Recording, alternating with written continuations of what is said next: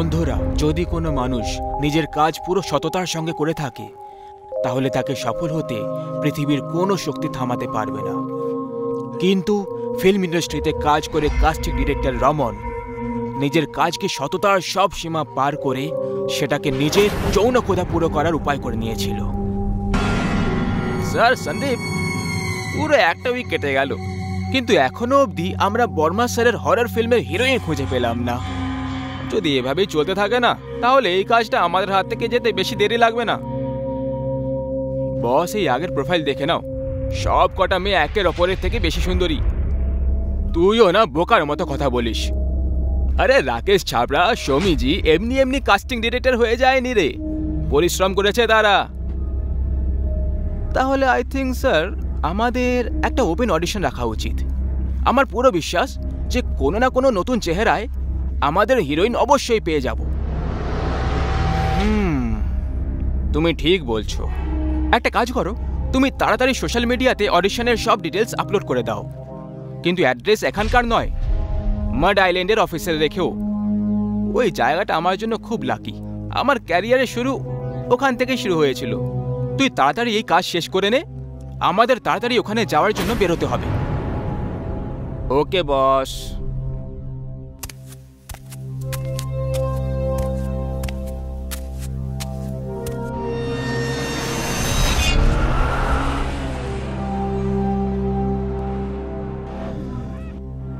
রমন আর সন্দীপ মাড আইল্যান্ডের অফিসে পৌঁছে অডিশনে সেট আপ করার কাজে লেগে পড়ে।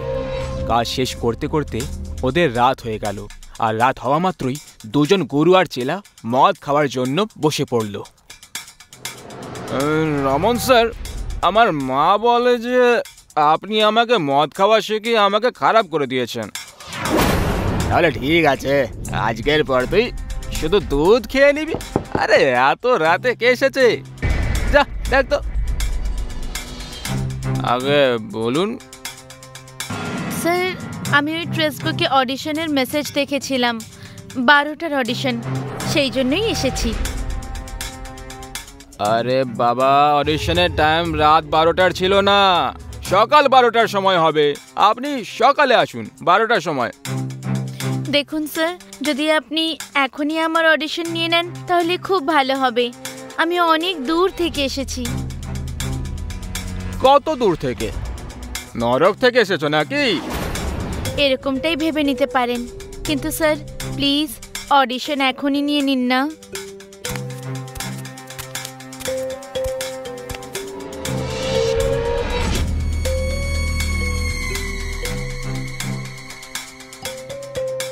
সন্দীপ স্যার যখন এত রিকোয়েস্ট করছে তাই নিয়ে নেওয়া হোক অডিশন। তুই চল, ক্যামেরা লাইটস অন কর। স্যার এখন এটা কি করে পসিবল? আরে কেন পসিবল নয়?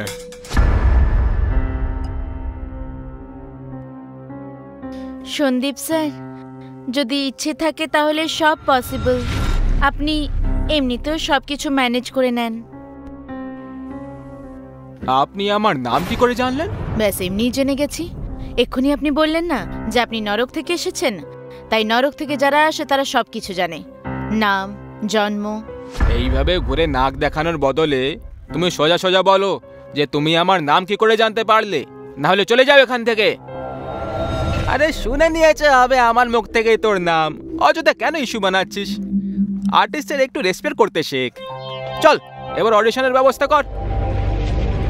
খারাপ যখন শরীরে রক্ত হয়ে দৌড়তে লাগে তখন মানুষ শয়তান হয়ে যায়। এমনই অবস্থা রমনের ছিল। মাঝ রাতে ছোট কাপড় পরে একটা মেয়ে অডিশন দিতে কি এসেছে, যৌন ক্ষুধা ওর চোখ থেকে পড়তে শুরু করলো।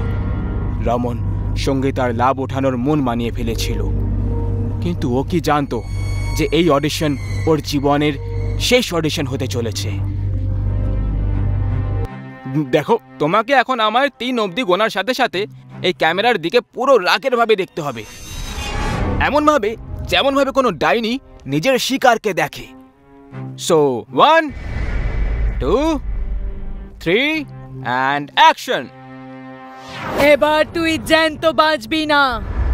প্রত্যেকটা পাপ মানুষের সামনে ঘুরে ফিরে আসে। আরে বাহ, ডায়লগ না পাওয়া সত্ত্বেও এত রিয়েলিস্টিক ডায়লগও বলে দিলে, খুব ভালো। Thank you sir. এটাকেই রিয়েলিস্টিক অ্যাক্টিং বলা হয়, বড় বড় হিরোইনরাও করতে পারে না। Mind blowing. সন্দীপ, কাল অডিশন ক্যান্সেল করে দে, এখন আর অডিশন নেওয়ার কোনো দরকার নেই। হ্যাঁ, আর হ্যাঁ, ডাইরেক্টর বর্মাকে কল করে বলে দে যে তার হিরোইন খুঁজে পেয়ে গেছি। কি নাম জানো তোমার? আগে সঙ্গীতা। সঙ্গীতা সঙ্গীতা সঙ্গীতা।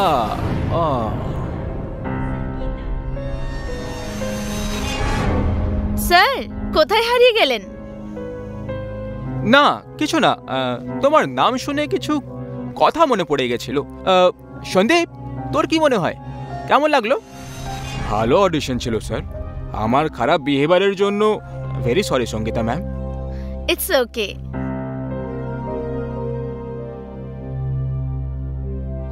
এখন সরি ওয়ারি যদি হয়ে যায় তাহলে এবার অডিশনটাও চেক করে নেই।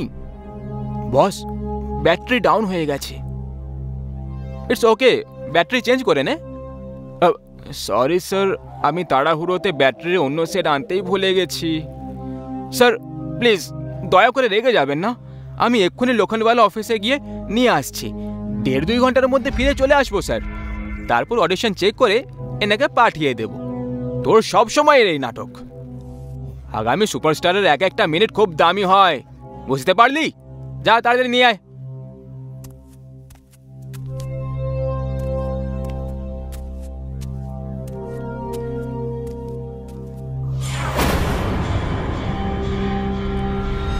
আমরা মনে করি যে সময় পেরিয়ে যায়, সেটা পেরিয়ে যায় আর কখনো ফিরে আসবে না, কিন্তু এরকমটা মোটেই হয় না।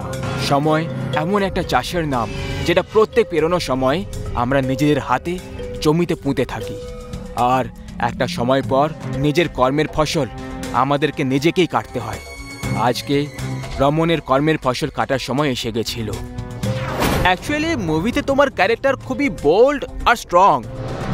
এই হরর মুভিতে হিরোইন নিজের মৃত্যুর প্রতিশোধ নিচ্ছে, একটু এক্সপোজও করতে হবে। আপনার কোনো প্রবলেম নেই তো? না স্যার, আমার কোনো প্রবলেম নেই। আজকাল তো এইসব কমন ব্যাপার। যদি কোনো কম্প্রোমাইজ করতে হয় তখন? চিন্তা করো না রমন, আমি কম্প্রোমাইজ করার জন্য তৈরি আছি। শুধু একবার বলে দাও যে গতবারের মতো এইবার আমাকে ইউজ করার পর তুমি আমাকে মারবে না। কে তুমি? বললাম তো, আমার নাম সঙ্গীতা, সেই সঙ্গীতা যাকে তোমরা এই বাংলোতেই জ্যান্ত পুঁতে দিয়েছিলে। এসব কি আর কি করছো? ক্যারেক্টার থেকে বাইরে এসো সঙ্গীতা। অনেক বছর ধরে, কবে থেকে পালন করছি আমি এই ক্যারেক্টারকে স্যার। এত সহজে কি করে বাইরে চলে আসবো? এটাই তো আমার আসল ক্যারেক্টার। আরে আরে আরে, তোমার চেহারায় কি হয়ে যাচ্ছে? আরে সেরকমই হয়ে যাচ্ছে যেমনটা তুই করেছিলি এখানেই, এই জায়গাতেই। তুই আমাকে জ্যান্ত পুঁতে দিয়েছিলি না? এখন আমি তোকে এখানে পুঁতে দেব। এখানে একা থাকতে থাকতে আমি বোর হয়ে গেছি রমন, তুই থাকলে একটু মজা পাবো। না না, এটা হতে পারে না। তুমি তো মরে গেছিলে, তাহলে তুমি এখানে কি করে চলে এলে?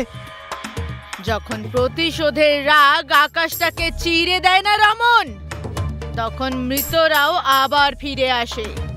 না সঙ্গীতা, প্লিজ আমাকে ক্ষমা করে দাও। আমি খুব বড় ভুল করে ফেলেছি, আমার এরকম করা উচিত হয়নি। ক্ষমা করে দাও প্লিজ, প্লিজ আমাকে ক্ষমা করে দাও। তোর মতো লোকের হাতে মরে যে মেয়েরা ডাইনি হয়ে যায়, ওদের কাছে ক্ষমা নয়, মৃত্যু হয়, মৃত্যু। আজকের আমার এই অডিশন তোমার জীবনের শেষ অডিশন ছিল রমন।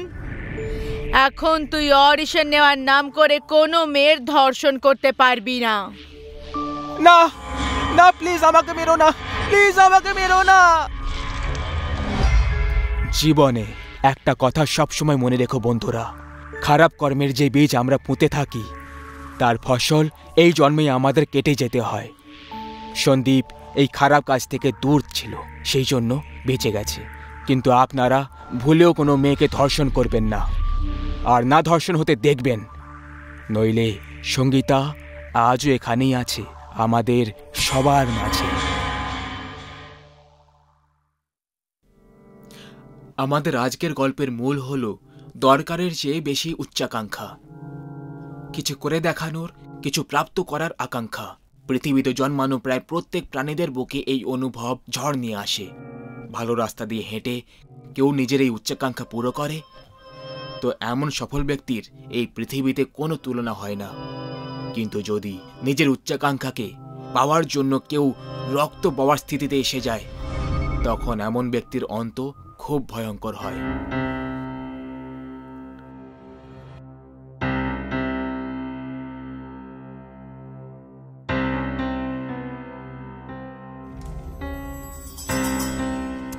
তোমার কি মনে হচ্ছে বস আমাদের দুজনকে একসাথে কেন রেখে পাঠিয়েছে?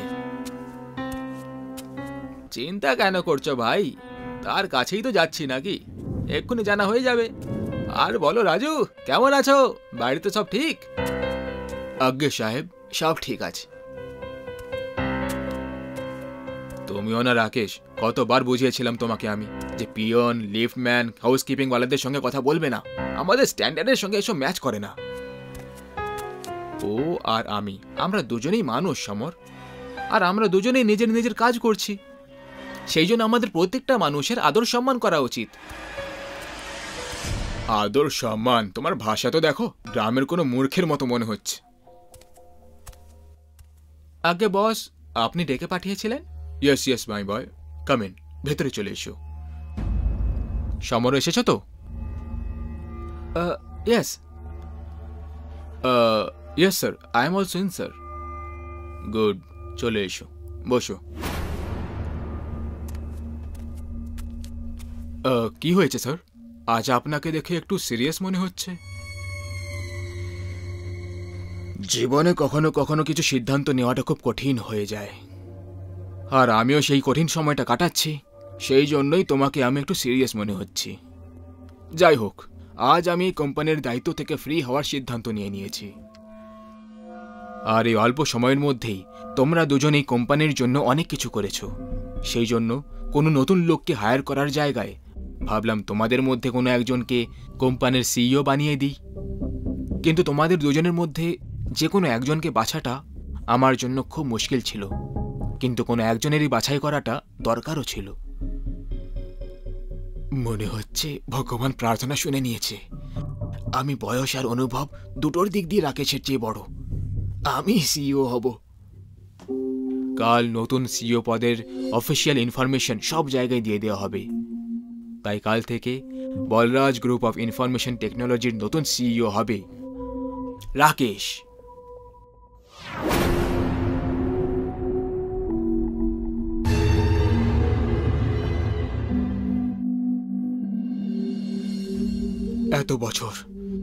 এত বছর এই কোম্পানিকে যে পজিশন পাওয়ার জন্য দিয়েছিলাম, সেটা এত সহজে অন্যের হাতে যেতে দিতে পারি না আমি, তাতে আমাকে রাকেশের প্রাণে নিয়ে নিতে হোক না কেন।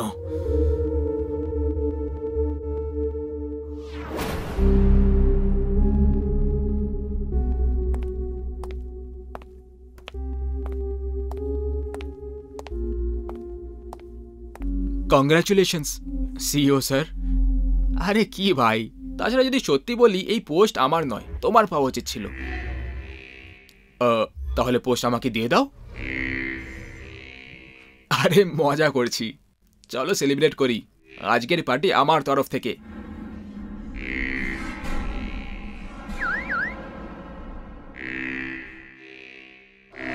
আরে কিন্তু এভাবে হঠাৎ, আর আমার গাড়ি? আজকাল লাইফে অনেক কিছু হঠাৎ করেই হয়ে যাচ্ছে। তুমি সিইও তো হঠাৎ করেই হয়ে গেলে, তাহলে এই পার্টি হঠাৎ কেন হতে পারে না? আজকে শুধু তুমি আর আমি আর আমার ইয়ট, যেমনটা বন্ধুর ইচ্ছে। চলো।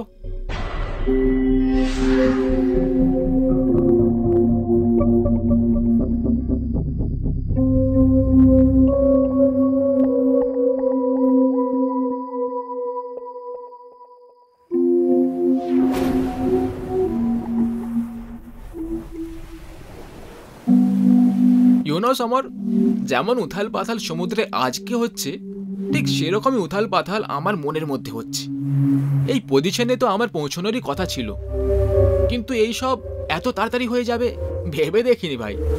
সময়টা আমার ভাগ্যটাই বদলে দিল ইয়ার, আর আমার ভাগ্যটা পাল্টে দিল। এই সব যে তুই পেয়ে গেলি না রাকেশ, সেসব আমার ভাগ্যে ছিল। তুই আমার থেকে আমার ভাগ্য কেড়ে নিয়েছিস।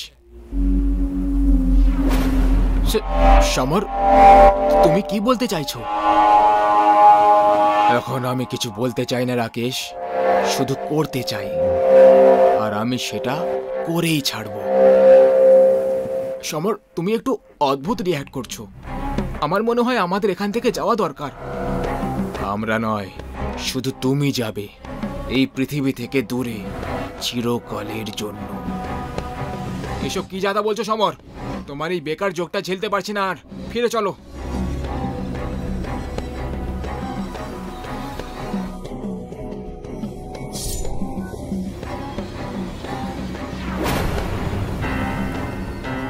ইন্টারন্যাশনাল কম্পিটিশনে সেকেন্ড পজিশনে এসেছিল আমার।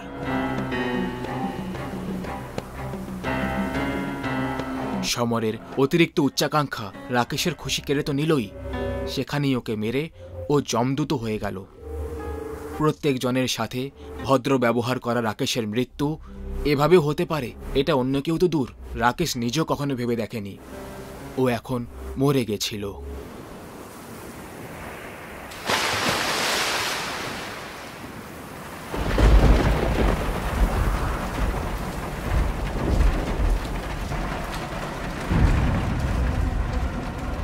সব জায়গায় খুঁজে নিয়েছি স্যার, রাকেশের ব্যাপারে কোথাও কিছু জানা যাচ্ছে না। মনে হচ্ছে সিওর পোস্টের কথা জানতে পেরেই ও নিজের আসল রংটা দেখাতে শুরু করে দিয়েছে। কোথাও কোনো 5 স্টার হোটেলের রুমে পড়ে আছে হয়তো, মদ খেয়ে। যাই হোক, সময় হয়তো এটাই চেয়েছিল যে সিইও যেন রাকেশ নয়, তুমি হও। Are you sure sir?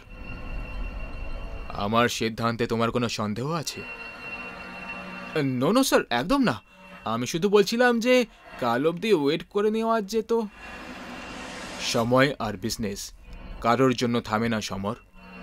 অ্যানাউন্সমেন্টটা কালকে ঠিক করে দাও আর কাজে লেগে পড়ো। আগে স্যার।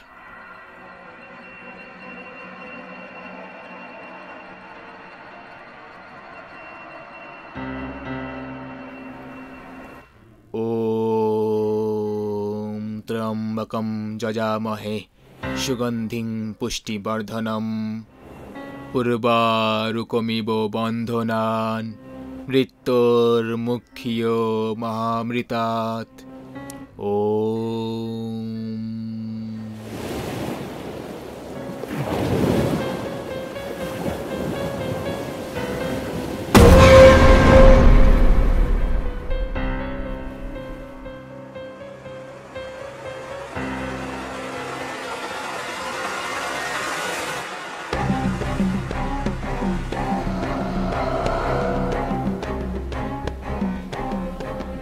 প্রভুর ইচ্ছে নিয়ে এসেছে, প্রভু নিয়ে এসেছে তোকে আমার কাছে। সেও ন্যায় চাইছে, তুইও ন্যায় চাইছিস, পেয়ে যাবি, ন্যায় পেয়ে যাবি। ওম ভট।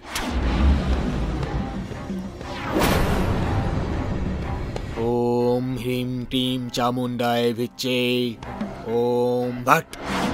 ওম হ্রিম ক্লিম চামুণ্ডায় ভিচ্চে। ওম ভট।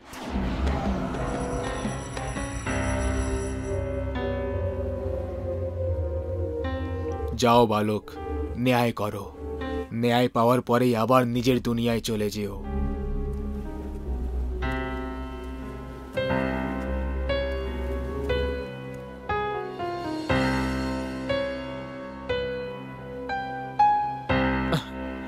দেখ জনি, আজ আমার প্রমোশন ডে, সবকিছু খুব ভালো করে হওয়া চাই, কিছু অ্যাভারেজ যেন না হয়, বুঝতে পেরেছিস?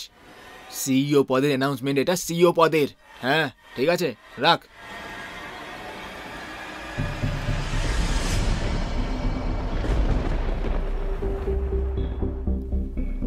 রাকেশ, ও এখানে কি করে আসতে পারে?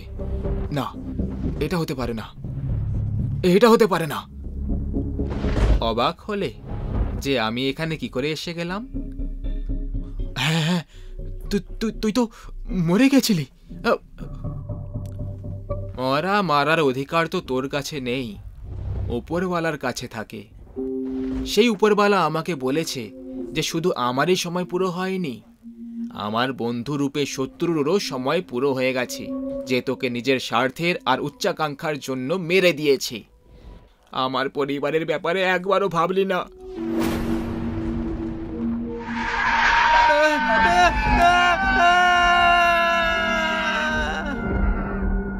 রাকেশ, রাকেশ, দেখ দেখ, আমি তোর সঙ্গে ভুল করেছি। কারণ কারণ আমি একটা খারাপ মানুষ ভাই, কিন্তু তুই তো ভালো মানুষ, তাই না? তুই খুব ভালো মানুষ। আমি তোর পরিবারের কথা ভাবিনি, কিন্তু তুই আমার পরিবারের কথা ভাব। ক্ষমা করে দে ভাই, ক্ষমা করে দে। আমি ক্ষমা করতে ফিরে আসিনি, তোকে সাথে নিয়ে যেতে এসেছি। চল। না, এটা হতে পারে না। আমি কোথাও যাব না। আমি সিও হয়ে গেছি, আমি কোথাও যাব না।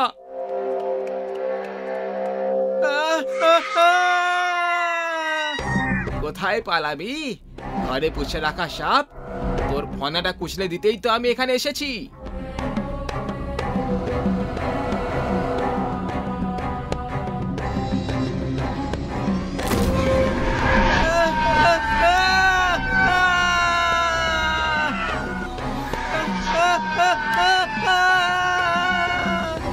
লোভ, ঈর্ষা আর স্বার্থে ভরা সমস্ত উচ্চাকাঙ্ক্ষা সব সময় খারাপ হয়। এরকম উচ্চাকাঙ্ক্ষার কারণে প্রায় রক্তের নদী বয়ে থাকে। যদি আপনারও মনের ভেতর সাম দাম দণ্ডভেদের নীতি আপন করে আগে এগোনোর উচ্চাকাঙ্ক্ষা থাকে, তাহলে সেটা ত্যাগ করুন, না হলে অঘোরই যে কোনো সময় ন্যায় করাতে পারে।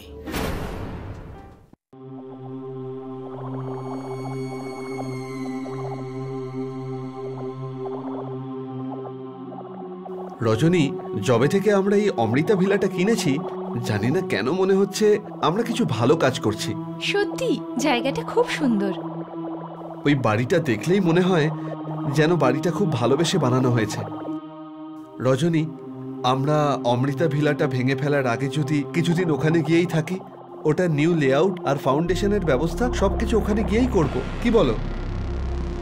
আইডিয়াটা তো বেশ ভালোই দিয়েছো তুমি। বলো কবে শিফট করতে পারি?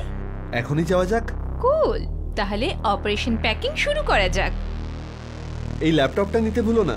আর তুমি লেআউট ইনস্ট্রুমেন্ট আনতে ভুলে যেও না। শিওর।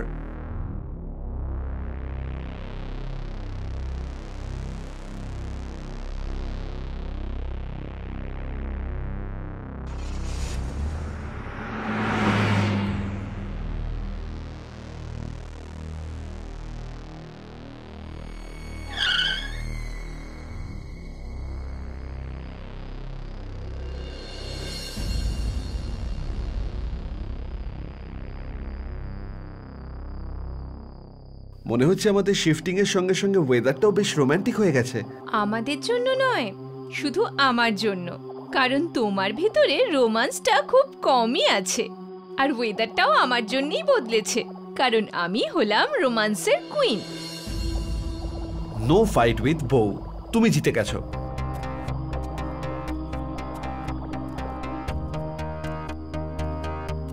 Excuse me. ইয়েস। আপনারা কারা? আর এই গেটটা খুলছেন কেন? কিন্তু আপনি কে? আমার নাম হলো দেব, আর এই পরের বাংলোটাই হলো আমার। আপনার সঙ্গে দেখা হয়ে ভালো লাগলো। আমার নাম নিখিল, আর ও আমার wife Rajani. Glad to meet you. আপনি আমার প্রশ্নের উত্তর কিন্তু দিলেন না। ও হ্যাঁ, আমরা এই জায়গাটা কিনে ফেলেছি। আপনাদের কেনাটা উচিত হয়নি। তার মানে? দেখুন, এখানে ভূতের উপদ্রব আছে। কি বাজে কথা বলছেন? এই ভূত টুত কিচ্ছু হয় না। দেখুন মিস্টার, অনেক রাত হয়ে গেছে, আপনি আপনার বাড়ি ফিরে যান। বাই। চলো নিখিল। যাদের মৃত্যু চলে আসে তারাই এই বাংলোতে আসে। লোকটা আমাদের মুডই খারাপ করে দিল। আই থিঙ্ক এই বাংলোটা ওই লোকটা কিনতে চেয়েছিল, কিন্তু ও বোধহয় ডিল করতে পারেনি। সেই জন্যে এই লোকটা আমাদের সঙ্গে সাইকোলজিক্যাল গেম খেলার চেষ্টা করছে, যাতে আমাদের মনে এই জায়গাটা নিয়ে ভয় জন্মায় আর ছোট ছোট মিস্টেকগুলোকে এই জায়গাটার সঙ্গে জুড়ে ফাইনালি এই জায়গাটা বিক্রি করে চলে যায়। আই থিঙ্ক তুমি ঠিকই বলছো। এনিওয়েজ, এখন শুয়ে পড়ি, কাল অনেক কাজ রয়েছে, প্রচুর খাটনি হবে কাল।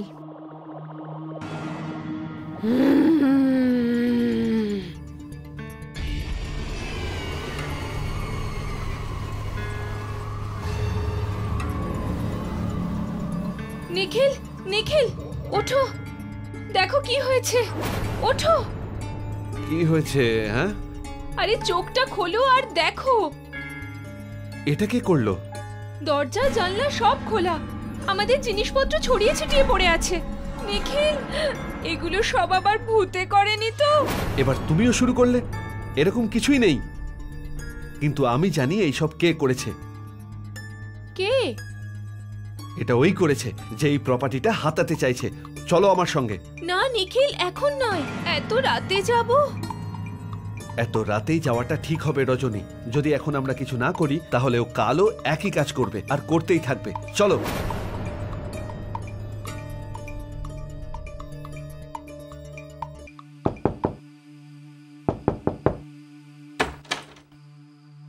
আপনারা দুজন এখানে?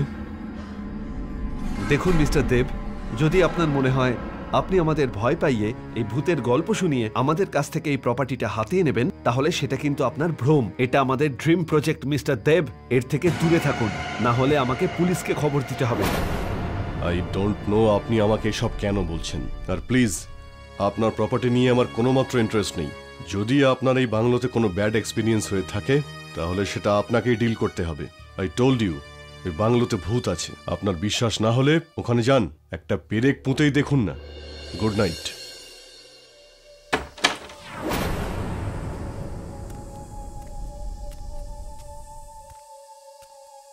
আমি তো একদম কিচ্ছু বুঝতে পারছি না। কিন্তু আমি এটা বুঝতে পেরেছি। কি করতে চলেছো তুমি? সত্যি জানতে হবে আমাকে।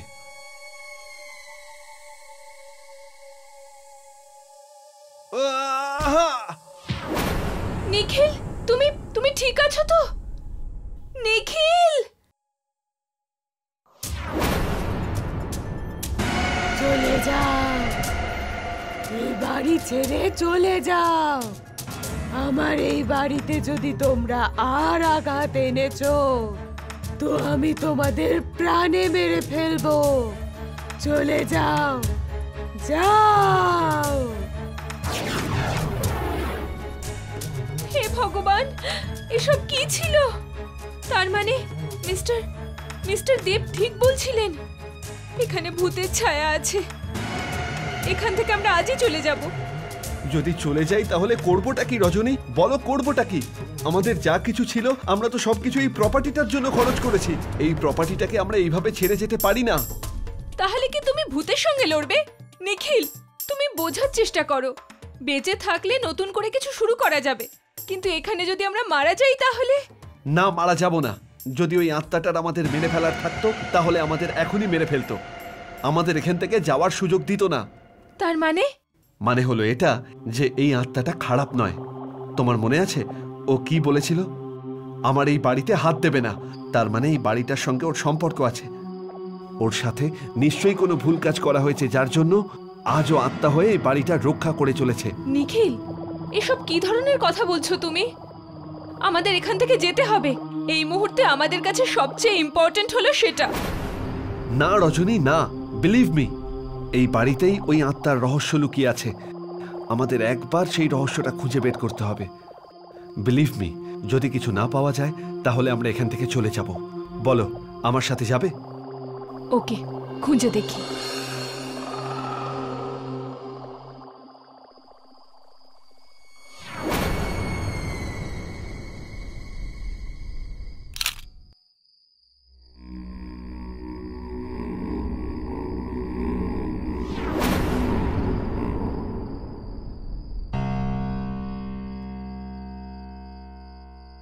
এবার কি করব?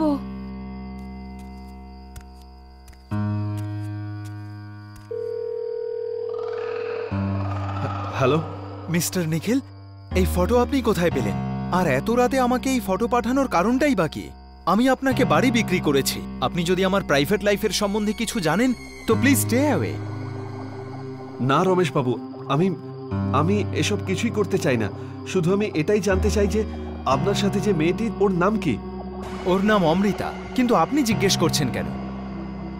এখনো অমৃতা কি এই বাড়িতেই আছে? অমৃতা বেঁচে আছে। আমি এখনই আসছি। ওকে আটকে রাখুন।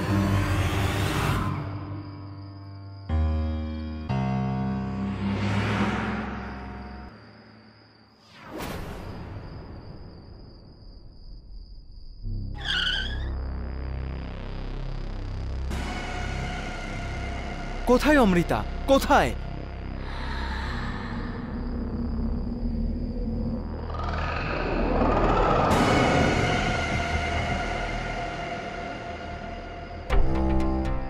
আমি এইখানে।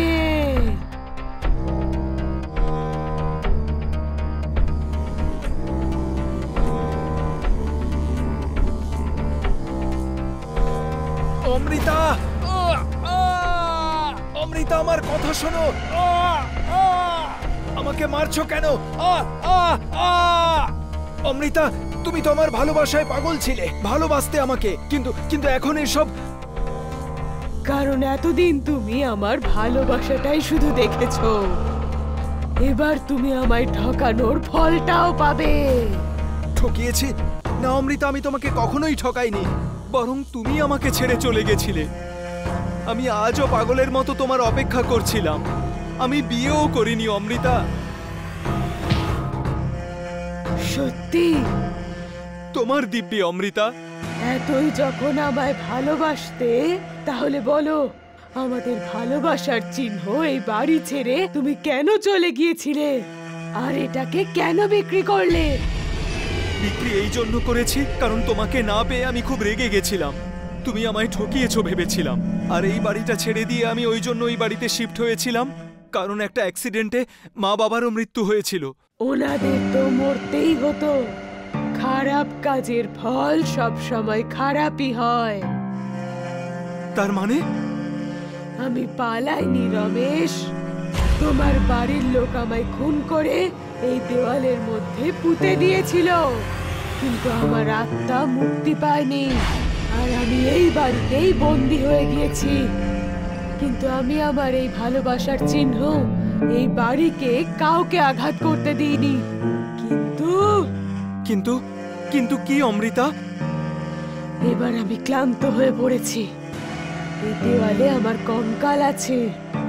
এবার তুমি তার অন্তিম সংস্কার করো রমেশ। আমার এবার মুক্তির প্রয়োজন। না অমৃতা, আমি তোমার সাথে থাকতে চাই। আমাকে ছেড়ে যেও না। আমায় যেতে হবে রমেশ। পরের জন্মে আবার দেখা হবে।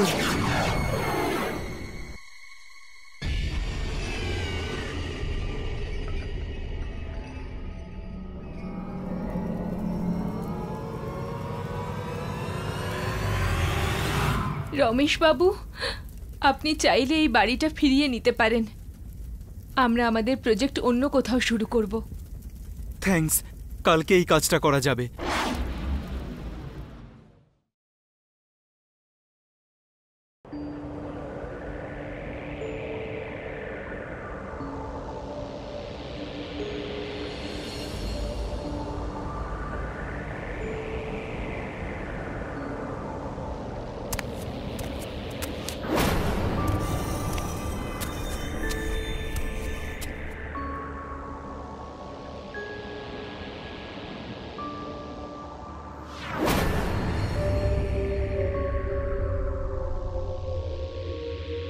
ভাইজান, শত্রু ওই দিকের পাহাড়ের দিকে আছে।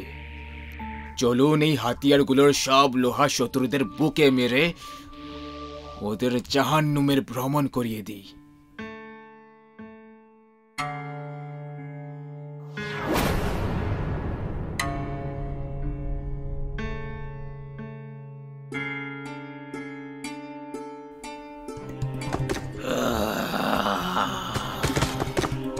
এই আওয়াজটা তুমি বের করলে?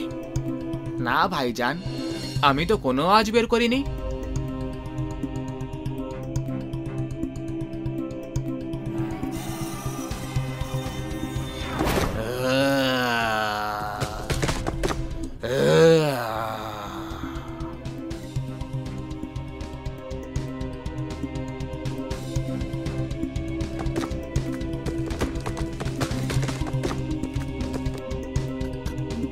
কে ওখানে? কে ওখানে? সামনে এসো, সামনে এসো, তাহলে গুলি চালিয়ে দেবো।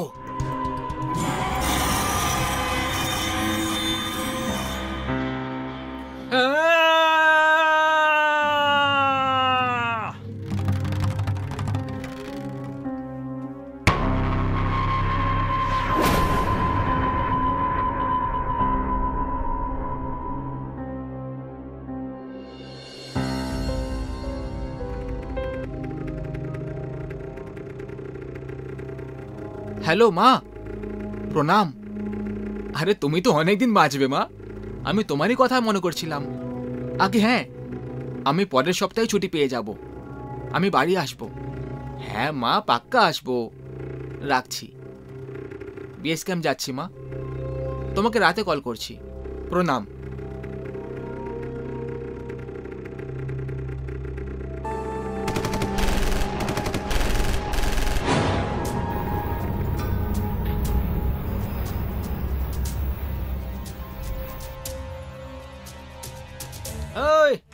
ভারত মায়ের বাচ্চা, কোথায় লুকোচ্ছিস? বাইরে বেরো, বাইরে। আমরা তো শুনেছিলাম ভারত মায়ের সৈনিকরা খুব বাহাদুর হয়, কিন্তু তুই ভীতু বেরোলি যে ইঁদুরের মতো গর্তে লুকিয়ে আছিস।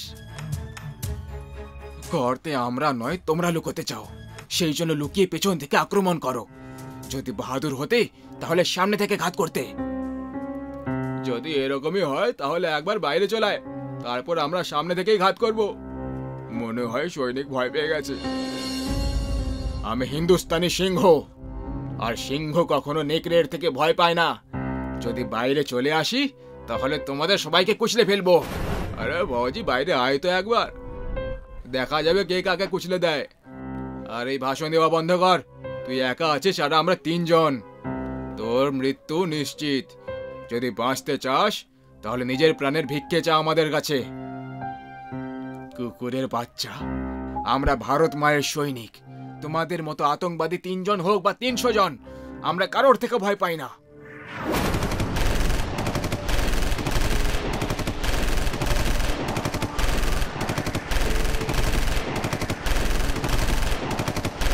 অনেক চালিয়ে নিয়েছো গুলি, এবার ইন্ডিয়ান আর্মির পালা।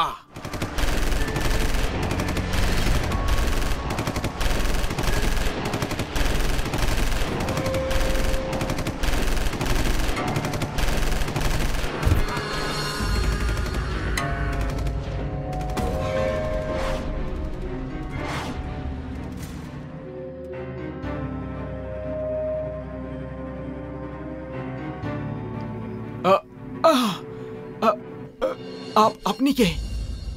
আর এখানে কি করছেন? খোকা, আমার নাম মকসুদ, এটা আমারই বাড়ি।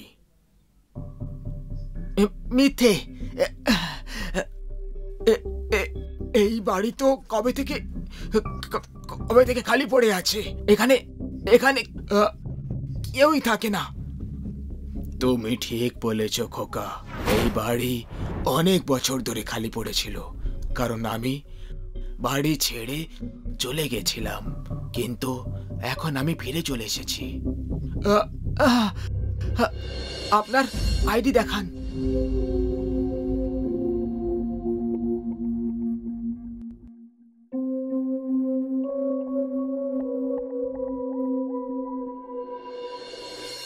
না না, সামনে এগোবেন না। খোকা, তোমার অবস্থা খুবই খারাপ, তোমার চিকিৎসার প্রয়োজন। আমি ঠিক আছি। গুলি লাগার কারণে আপনার অনেক রক্ত বেরিয়ে গেছে, আর এই অবস্থায় চিকিৎসা না করলে তাহলে তোমার প্রাণ চলে যেতে পারে খোকা।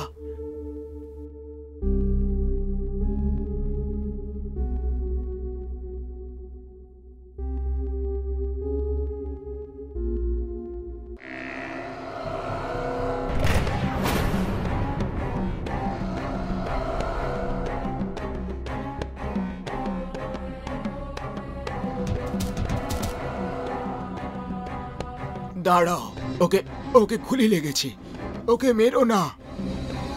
চুপ কর বুড়ো, তোর মতো লোকেদের জন্য আমরা কাশ্মীরটাকে হাতের মুঠোয় করতে পারছি না। আমাদের সম্প্রদায়ের নাম বরবাদ করছিস। তোর নাম কি বল? মাকসুদ। এবার চুপচাপ এখানেই বসে থাক, না হলে ওর আগে তোকে মরতে হবে। আর সৈনিক, শুনেছে হিন্দুস্তানি সেনাবাহিনী আমাদের শেষ করে দেওয়ার প্ল্যান বানাচ্ছে। বল তোদের প্ল্যানটা কি?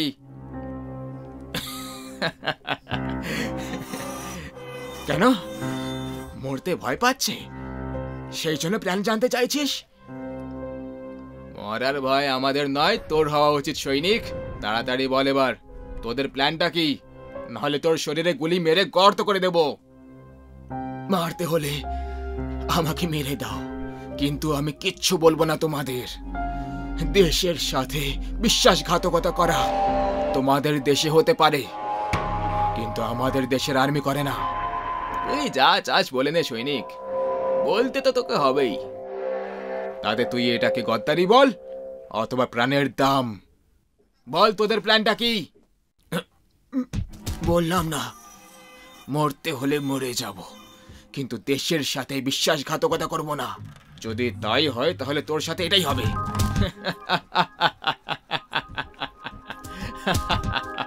শেষবারের জন্য জিজ্ঞেস করছি, বলে দে। এখনো উত্তরটা সেটাই, মরতে হলে মরে যাব, কিন্তু দেশের সাথে বিশ্বাসঘাতকতা করব না। কেন জিদ করছো খোকা? বলে দাও এদের, না হলে এরা তোমাকে সত্যি মেরে ফেলবে। যদি মরতে ভয় পেতাম কাকা, তাহলে দেশ রক্ষা করার দায়িত্ব কখনো নিতাম না। যতক্ষণ বাঁচবো দেশের জন্য বাঁচবো। বাহ খোকা বাহ, আমাদের গর্ব সেই মায়ের ওপর যে তোর মতো ছেলেকে জন্ম দিয়েছে। আবে ও নিজের ধর্মের শত্রু বুড়ো। বন্ধ করো হিন্দুস্তানি সৈনিকের সুনাম করা, আর এটাই আমাদের শেষ ওয়ার্নিং। আমার ছেলেও তোমাদের মতোই আর্মি অফিসার ছিল, রিজওয়ান শেখ। দেশের জন্য একাই 10 জন জঙ্গিকে মেরেছিল, কিন্তু একদিন একটা সন্ত্রাসীর দল এসে ওকে হত্যা করে দিল। মানে তুই আমাদের শত্রুর বাবা? শত্রু আমি নই, তোমরা সবাই যারা আমাদের দেশ হিন্দুস্তানকে শেষ করার স্বপ্ন দেখছো। কিন্তু যতক্ষণ আমাদের মতো দেশভক্ত এই মাটিতে থাকবো, তোমাদের মতো লোকেরা হিন্দুস্তানের শান্তি কখনো ভঙ্গ করতে পারবে না। মনে হচ্ছে বুড়োটা পাগল হয়ে গেছে। পাগল আমি নই, তোমরা যারা কয়েক টাকার জন্য অসহায় নির্দোষ অস্ত্রহীন লোকেদের মারার জন্য হাতিয়ার হাতে তুলে নাও। ধর্মের নামে লোকেদের ভ্রমিত করে দিয়ে ওদেরকে আতঙ্কের রাস্তায় ঠেলে দিয়ে ইসলাম ধর্মকে বদনাম করতে থাকো। মানুষকে মানুষের হত্যা করিয়ে খুদার নেক ইরাদাকে শেষ করে দাও। কিন্তু এখন আমি তোমাদের এরকমটা করতে দেব না। তুই থামাবি আমাদের? হ্যাঁ, তুই মরার জন্য তৈরি হয়ে যা বুড়ো। যে আগে থেকেই মরে গেছে তাকে তুই তো দূর, তোর বাপও এসে মারতে পারবে না।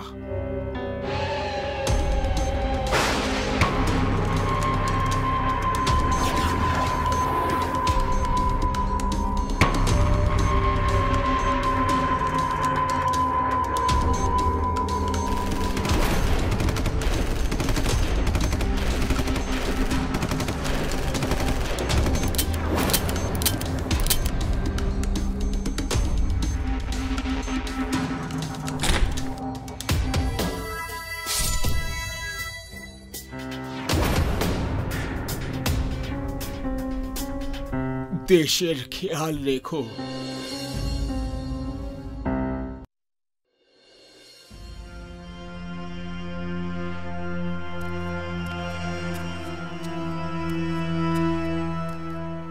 গাইস, আর একটু উপরে উঠতে হবে, তারপর আমরা পাহাড়ের চূড়ায় পৌঁছাতে পারবো। এ তো কথা বলছে এমন বড় বড় যেন আমাদের এভারেস্টের চূড়োয় নিয়ে যাবে। ঠিকই বলেছিস। স্টপ গাইস, উনি আমাদের গাইড। শুনতে পারলে ওনার খারাপ লাগবে। আমাদের যেন কত ভালো লাগছে যেতে। তোমাদের দুজনের না কিচ্ছু হবে না। গাইস, ফাইনালি আমরা চূড়ায় পৌঁছে গেছি, আর প্রকৃতির এই মনোরম দৃশ্য আমাদের চোখের সামনে।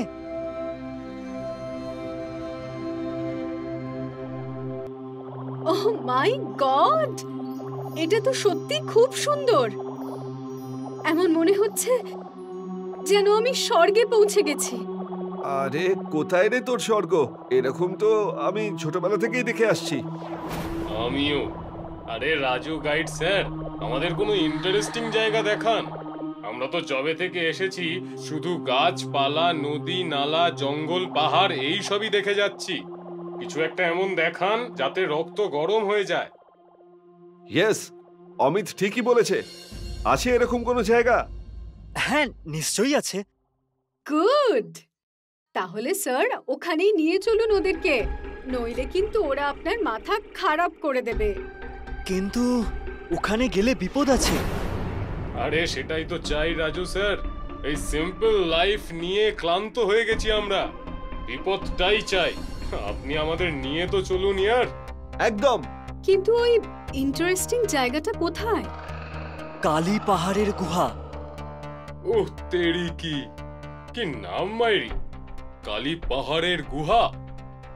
আরে স্যার, কোথায় লুকিয়ে রেখেছিলেন এরকম জায়গা? নাম শুনেই উত্তেজিত লাগছে।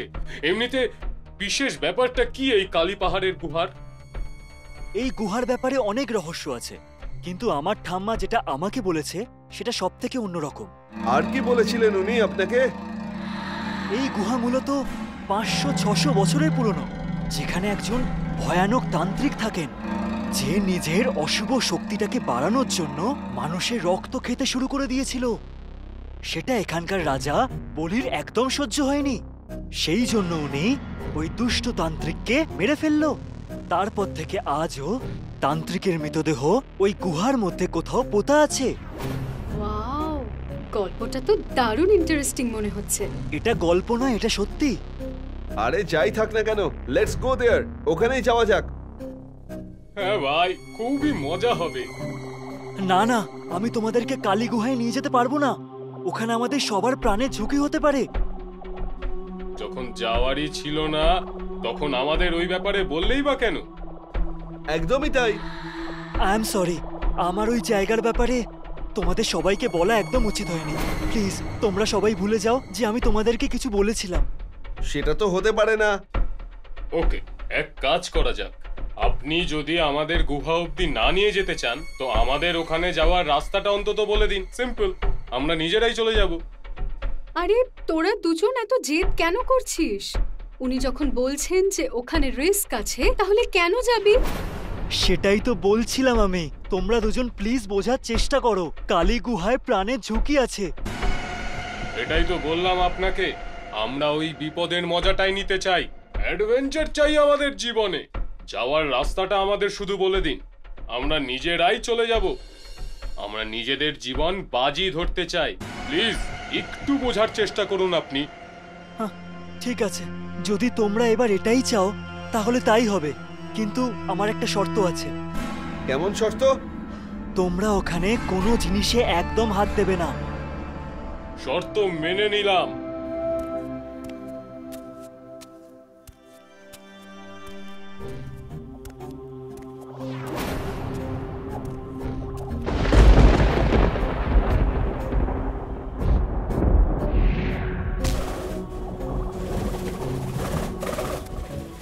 মাথা নিচু করো। চলো, টর্চ জ্বালাও তোমরা।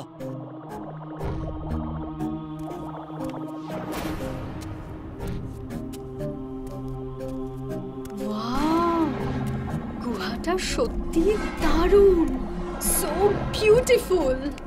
সত্যি সত্যি গল্প শোনার থেকেও বেশি মজা তো আমার এটা দেখে হচ্ছে।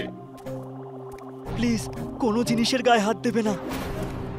কোনো টেনশন নিও না স্যার।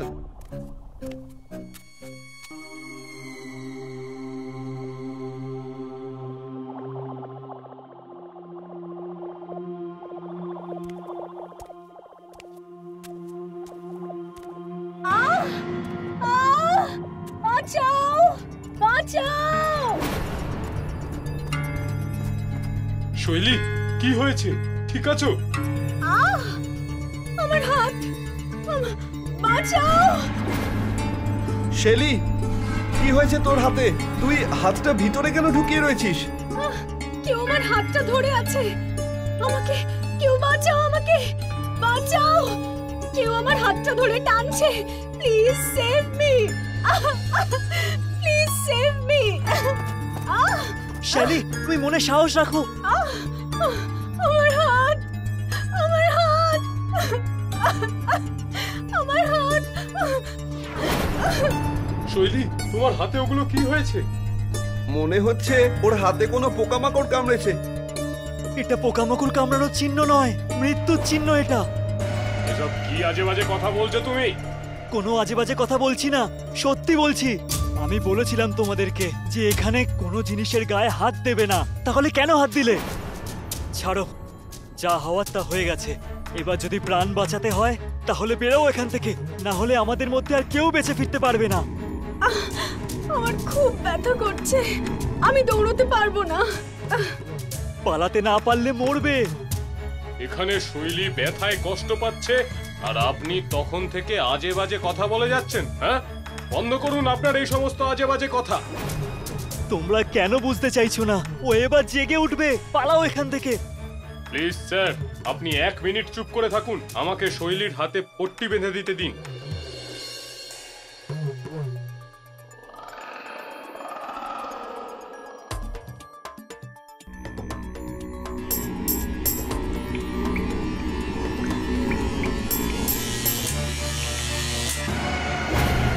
আমি আবার বলছি, ও কিন্তু জেগে উঠবে। এখান থেকে পালাও, চলো।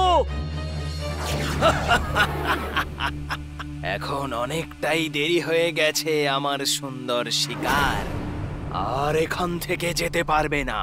আমি জেগে উঠেছি।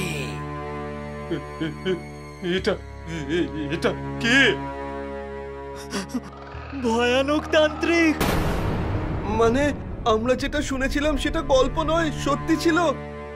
তো তোমার কি মনে হলো আমি মজা করছিলাম? আমার মাথায় তো আর কিছুই ঢুকছে না। বলো, সবচেয়ে আগে তোমাদের মধ্যে কে আমার খিদে মেটাবে?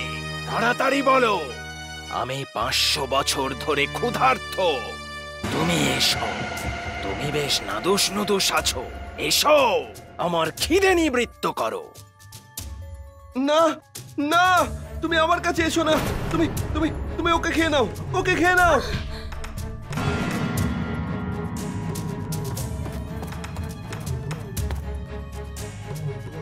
তোমার রক্তেই আমি জীবিত হয়েছি, তাই তোমার রক্ত আমি সবচেয়ে শেষে পান করব। ততক্ষণ তুমি বেঁচে থাকো।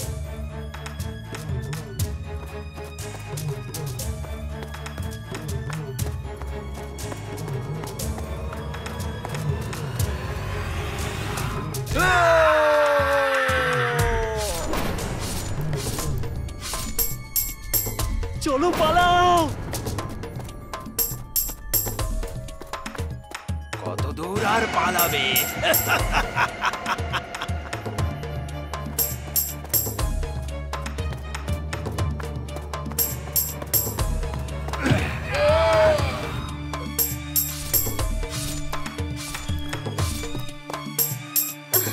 তান্ত্রিক তো আমার 2 বন্ধুকে মেরে ফেলেছে, এবারও আমাদেরকেও মেরে ফেলবে।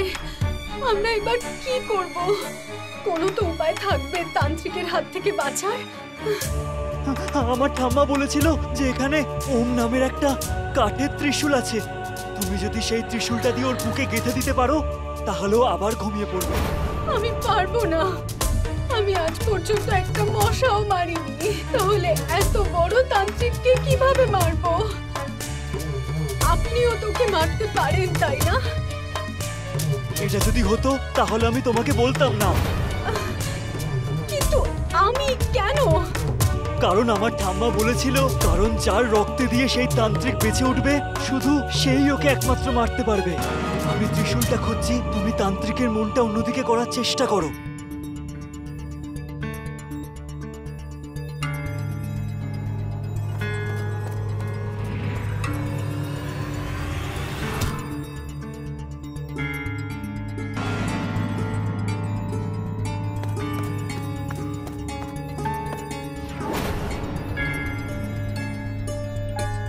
শ্যালি এখানে।